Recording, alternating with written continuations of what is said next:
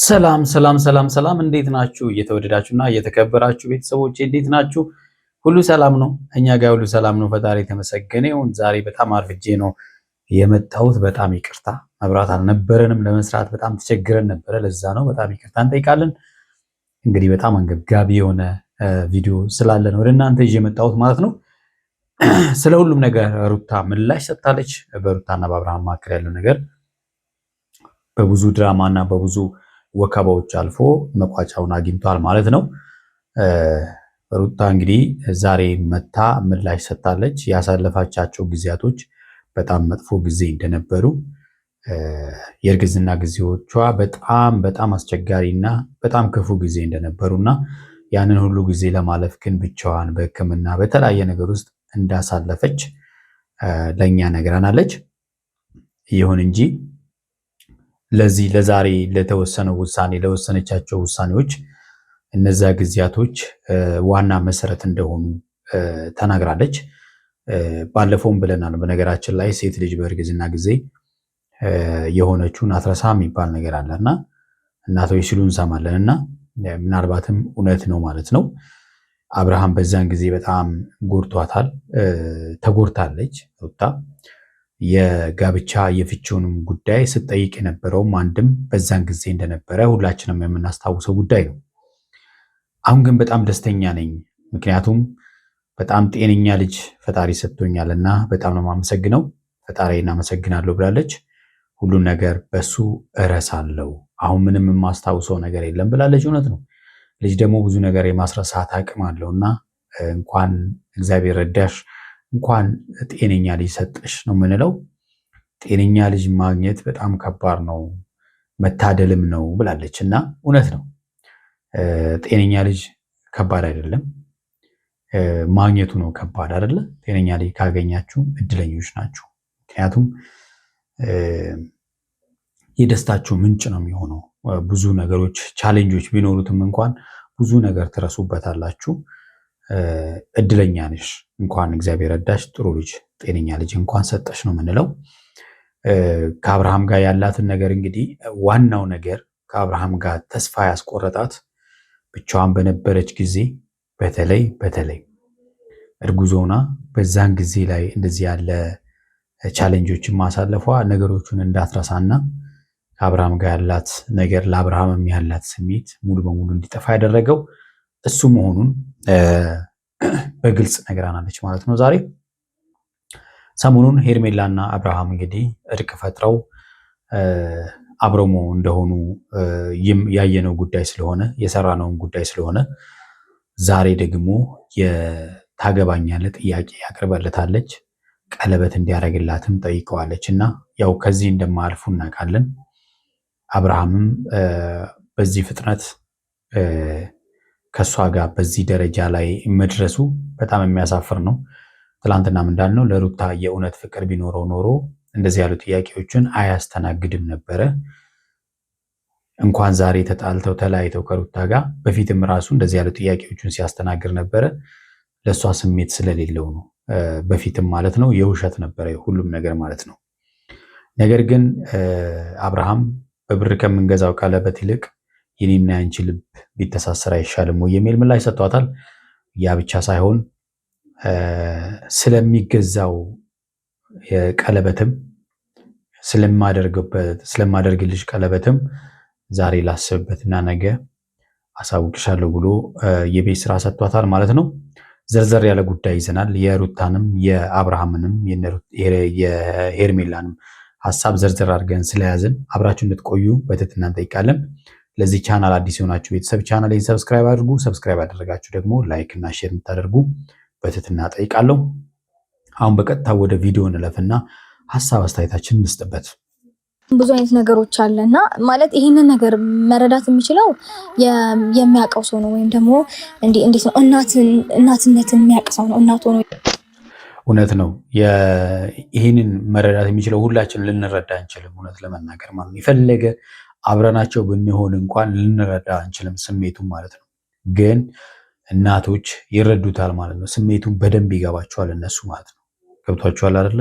በደንብ ይገባቸዋል እነሱ ያየ ሰውን ይህን ነገር መረዳት የሚችለውና በጣም ብዙ ነገሮችን ከራሴ ጋር ስትረግል በማድረግበት ሰዓት ከዛ ሌላ ችግር ተጨምሮ ከዛ ሌላ ደግሞ ማንም የሆነ አጠገባችሁ ያለ ሰው ሳይረዳችሁ ሲቀር አያችሁ አይደለ? አብሯት ቢኖርም አብሯት እየተረዳት አልነበረም። አብርሃም ይሄ ሰው እንደዚህ ያለ ሰው ነበረ። ይሄ እነዚህ የራሳቸውን የቻሉ ፈተናዎች ናቸው። እያሳለፈች ያለችው በጣም ራሱን የቻለ ህመም ነው።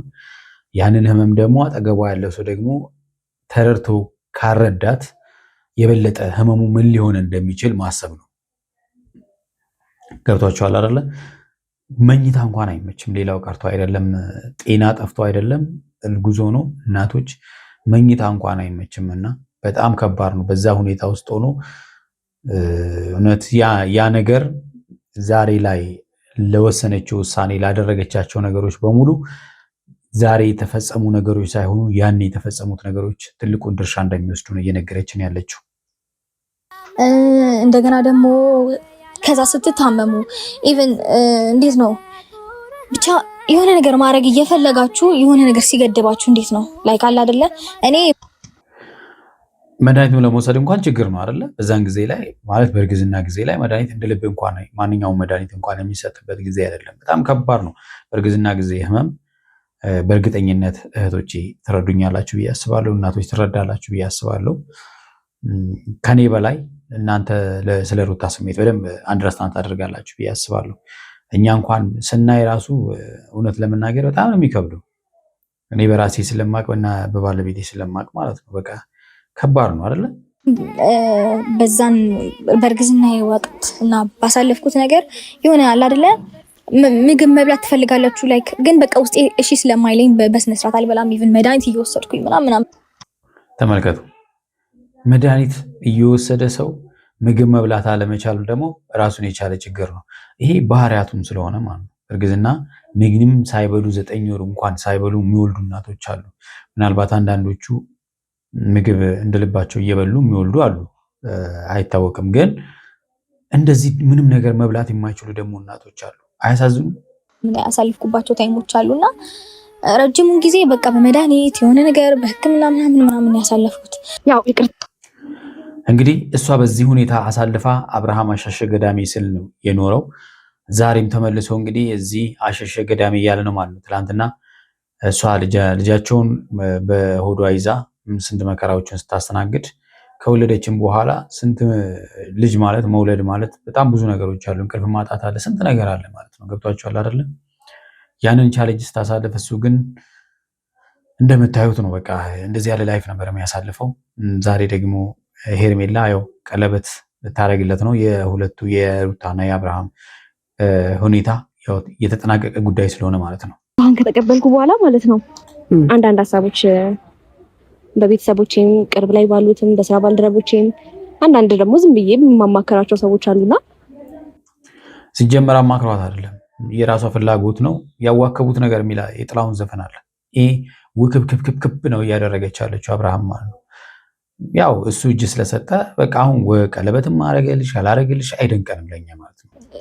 ያንን ነገር የተረዱ ሰዎች ከዛም እንደገና ደግሞ ታውቃለህ ምን አይነት የሚገርም ኦዲየንስ እንዳፈራው እና በውስጥ መስመርም ማለት ያው የሰውን ሀሳብ ባልቀበልም ግን ደግሞ አብርሃም ድጋሚ ጥሎሽ ይሄዳል፣ አብርሃም ይክድሻል፣ አብርሃም ድጋሚ ይሄን ነገር ይቅርታውን ለምን ተቀበልሽው?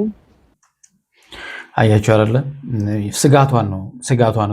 ከትላንት ወዲያም ስንል የነበረው ሩታን ጥሎ የመጣ ወንድ አንቺን ጥሎ እንደማይሄድ በምንም እርግጠኛ አይደለሽም ብለን ነበረ። ስለዚህ ስጋቷ አለ ማለት ነው። አብርሃም ነገ ጥሏት እንደሚሄድ እርግጠኛ ነች። በቃ ውስጧ ያውቃል። ስለዚህ አብርሃምን በተለያየ መንገድ ስለሷ እንዴት ምን እንደሚያስብ እርግጠኛ ለመሆን እየጣረች ነው። ግን ለሷ ከባድ ነው እርግጠኛ መሆን ማለት ነው።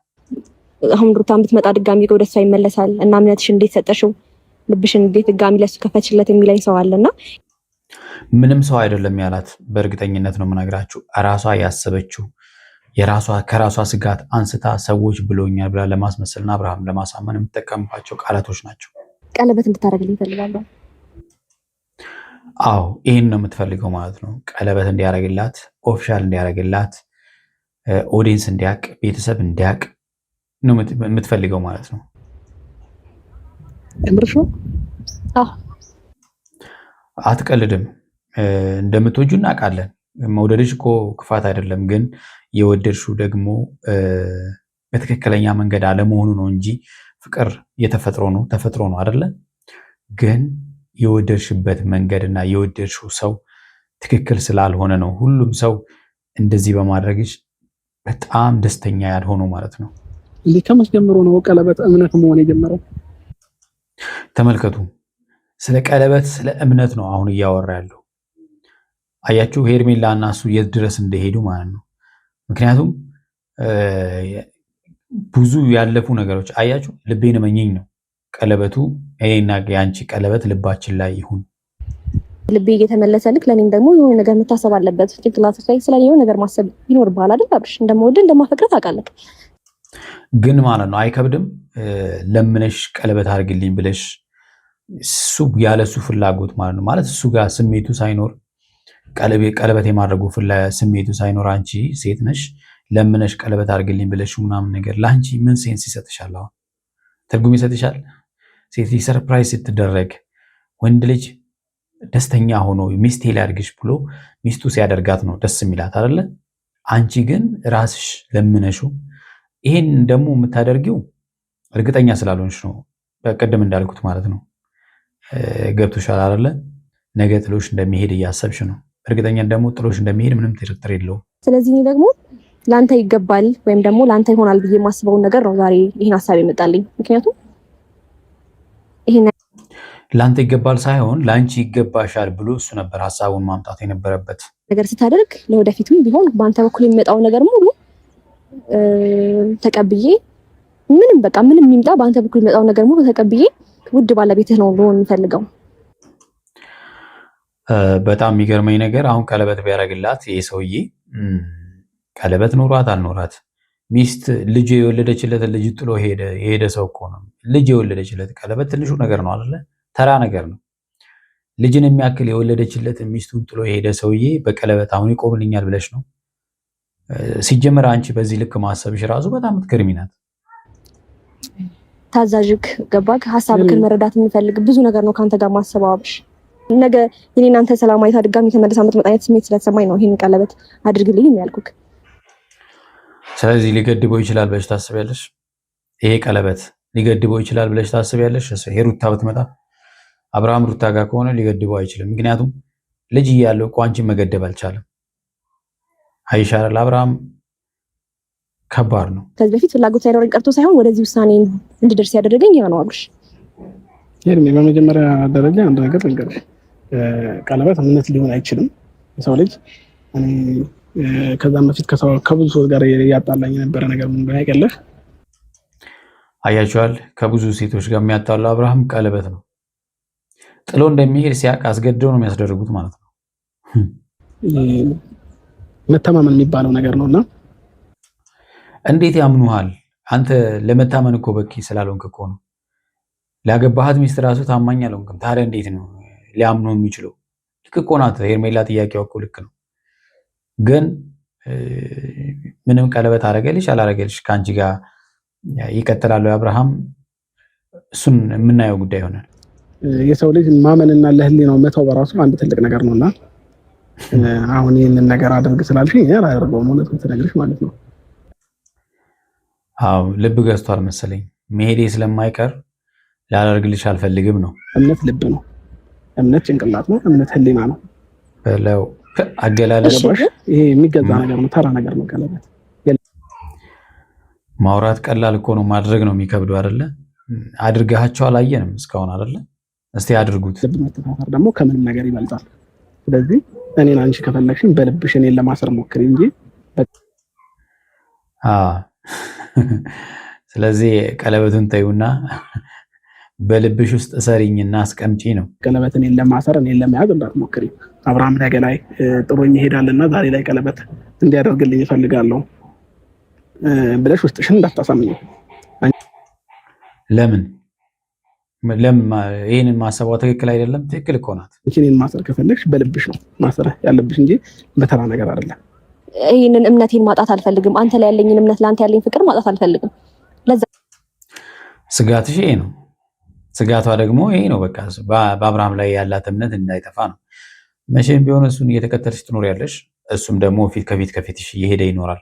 ይህን ሀሳብ ያነሳሁት ላጣ አልፈልግም። ከዚህ በፊት ስህተት ሰርቻለሁኝ፣ አምኛለሁኝ። ይህ ስህተት ደግሞ ይቅርታም ጠይቄሽ ነገሮችን ፈተናል። አዎ ከስህተቶች አንተ ትማራለህ ብሎ ለማሰብ ይከብዳል። ምክንያቱም ከሩታ ጋር የመጨረሻ ያጣላችሁ ይሄ ነው። ስህተቶችን ደጋግመህ የምታደርጋቸው ስለሆንክ ማለት ነው። ስለዚህ አብርሃም ሁልጊዜ በእንደዛ አይነት መንገድ ላይ ይገኛል ማለት አይደለም። እኔና አሁን የምታሰብ ርካሽ ወንድ አይደለሁኝ እና ስባል መጣ ሂድ ስባል መሄድ አይነት ወንድም አይደለሁም። ምላሽ ለሩታ ትመስላለች።